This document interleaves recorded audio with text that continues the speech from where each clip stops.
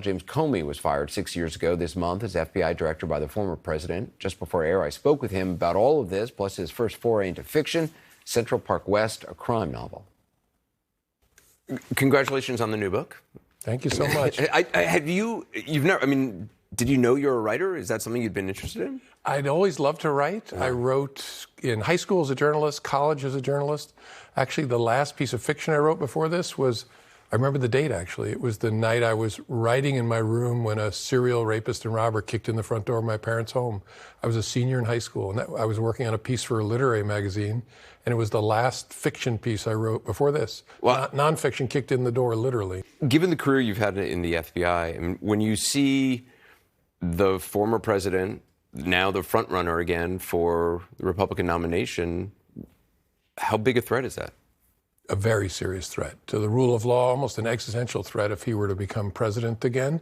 He's tried to take a flamethrower to the FBI, to the Department of Justice to stop them from investigating. You believe Donald Trump is an existential threat to the rule of law in America? I do, yes. I think were he to become president again, I don't think America has ever seen and is ready for what he would try and do to the system of justice. You know, the Justice Department has sent a very strong message about what happened on January 6th with their prosecutions, their investigations and prosecutions of some of those responsible. When you hear the former president talking about pardoning, you hear, Ron DeSantis talking about looking at pardons. What do you think?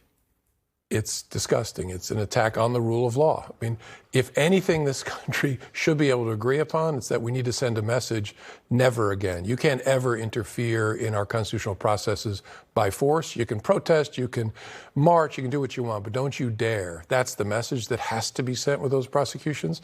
And the idea of undercutting that message makes no sense at all. Many in the House, in Congress, say that the FBI has been weaponized, that it's going after conservatives, that it's politicized. Do you believe any of that is true?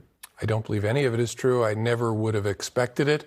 All of us have become more familiar with the way a cult operates in the recent years, so it makes sense in the light of that phenomenon, but I never would have anticipated it years ago. So what happens if the Republican Party, which has a long, proud history, if many of its members are talking about, prosecuting the director of the FBI, defunding the FBI, or at least some of them are talking about defunding the FBI. What does that say about the Republican Party? I don't know what the Republican Party is anymore, and I don't know what its future is. I think the American people need to hand it, especially at the presidential level, a series of losses till they figure out who they want to be, because they're not a party that's consistent with the values of the country.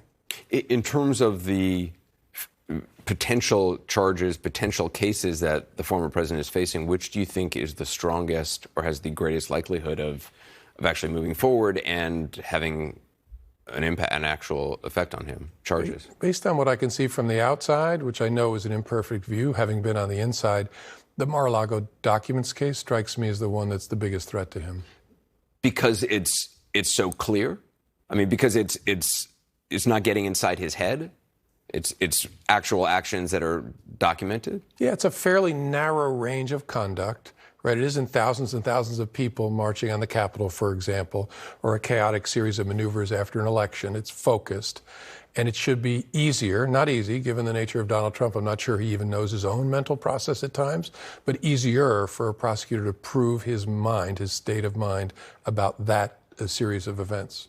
Let's talk about the book. Why? Talk about how you went about this.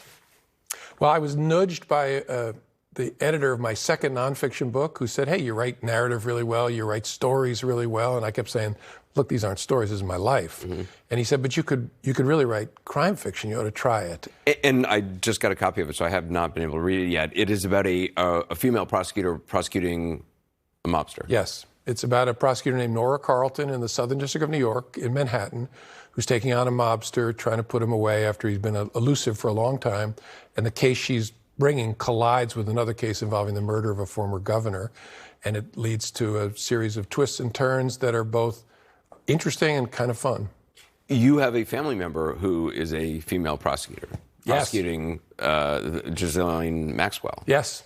Is she the model for your daughter? Is she the model for this? Yeah, I originally imagined it as a guy as the prosecutor, And then literally while I was putting this together, she was prosecuting Ghislaine Maxwell, Epstein's co-conspirator in abusing a lot of young girls, in the very same courtroom where I, when she was 4 years old, had prosecuted John and Joe Gambino. Wow.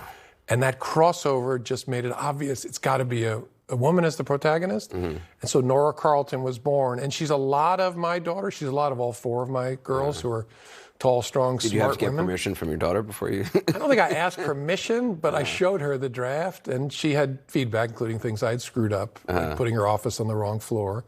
But it made it a labor of love in ways that I had not expected. So I didn't need to think about me. I was thinking about my kids while writing this story, and that made it special for me. And you've already written another book. Yes, second book.